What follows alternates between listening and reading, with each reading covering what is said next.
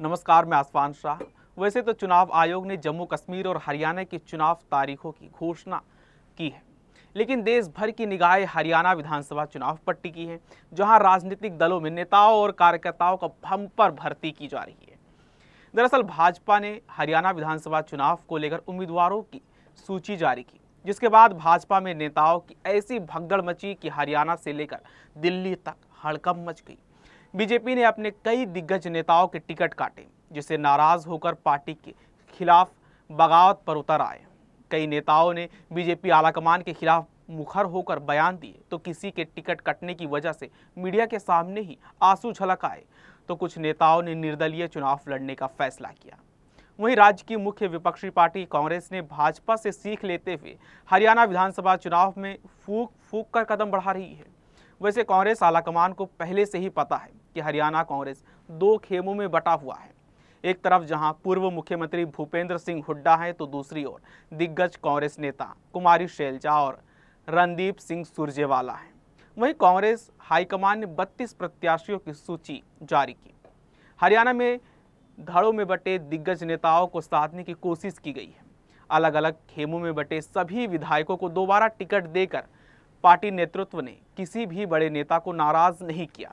प्रदेश के 28 विधायकों में से अधिकतर हुड्डा खेमे से हैं, जबकि कुछ विधायक कुमारी शैलजा और रणदीप सिंह सुरजेवाला गुट में भी शामिल हैं। ऐसा है, ये कार्यक्रम हम कर रहे हैं विपक्ष में, विपक्ष नेता हूँ, ये अध्यक्ष है और लोगों की आवाज उठा रहा है, उनकी बात सुनना सब कुछ है। और जहां तक मैं कह चुका हूँ, कांग्रेस ये लोग छत्तीसगढ़ मन बना चुके हैं। 2024 में कांग्रेस की सरकार बनेगी। मुख्यमंत्री की बात करता, मुख्यमंत्री तो भाई विधायक चुनेंगे, लोग चुनेंगे। हाँ, मैं प्रबल दावेदार हूँ और रहूंगा। वहीं 21 अगस्त को कांग्रेस में शामिल हुए जजपा के बागी विधायक रामकरण काला और 7 मई को भाजपा सरकार से समर्थन वापस लेकर कांग्रेस में को देने वाले धर्मपाल गोदर को हुड्डा की सिफारिश पर ही टिकट मिला है। इन दोनों नेताओं ने हुड्डा की अगुवाई में पार्टी का दामन थामा था। 7 घंटे पहले पार्टी में शामिल हुई विनेश फोगाट को टिकट दिलाने में भी हुड्डा का अहम रोल रहा है। इनके अलावा हरियाणा प्रभारी दीपक बाबरिया और कुछ नेता दागियों और विवादित विधायकों के टिकट काटने के हक में थे, लेकिन यहां पर भी हुड्डा ने चारों दागी विधायकों को लेकर पार्टी हाईकमान के सामने मजबूती से पक्ष रखा था। हुड्डा के इस फैसले पर भी हाईकमान ने मुहर लगाई और जेल में बंद सुरेंद्र पवार समेत धर्म सिंह छोकर, रावदान सिंह और मामन खान को भी टिकट दे दी गई। वहीं कुमारी शैलजा और रणदीप सिंह सुरजेवाला की अगुवाई में शामिल हुए किसी भी नेता को पहली सूची में टिकट नहीं दी गई है। लोकसभा चुनाव में शैलजा की खुलकर मदद करने वाले देवेंद्र बबली टोहाना से टिकट मांग रहे थे, लेकिन बाबरिया ने उनको टिकट देने से साफ इनकार कर दिया और कहा कि 1 साल के अंदर शामिल हुए नेताओं को पार्टी टिकट नहीं देगी। लेकिन दूसरी ओर हाल ही में कांग्रेस में शामिल हुए गोंदर, रामकरण काला और विनेश फोगाट के मामले में यह नियम तोड़ दिया गया। वहीं सिरसा से कांग्रेस सांसद कुमारी शैलजा के समर्थन करने वाले 4 विधायकों को भी कांग्रेस ने टिकट दिया है। इसमें कालका से प्रदीप चौधरी, नारायणगढ़ से शैली गुज्जर, असंत से शमशेर सिंह गोगी और सढ़ोरा से रेणु बाला शामिल हैं।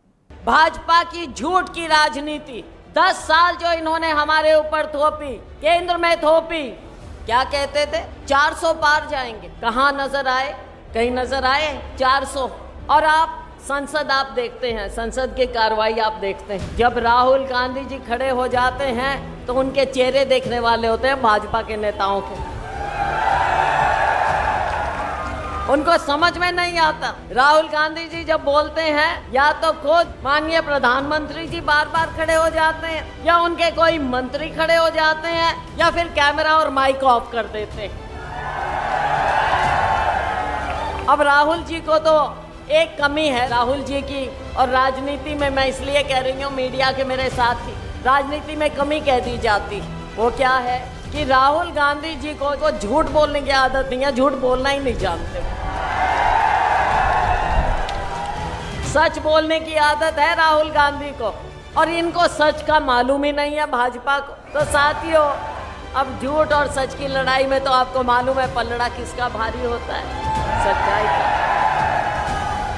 देर हो सकती है, अंधेर नहीं होगी, अंधेर नहीं होगी।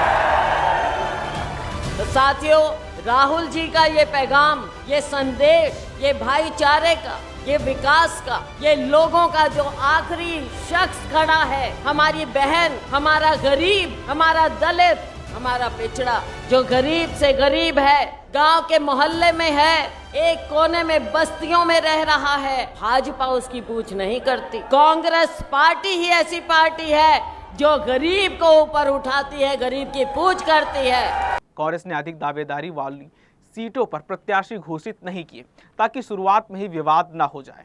भाजपा से टिकट कटने के बाद कांग्रेस का दामन थामने वाले रतिया से विधायक लक्ष्मण नापा का नाम पहली सूची में नहीं आया है।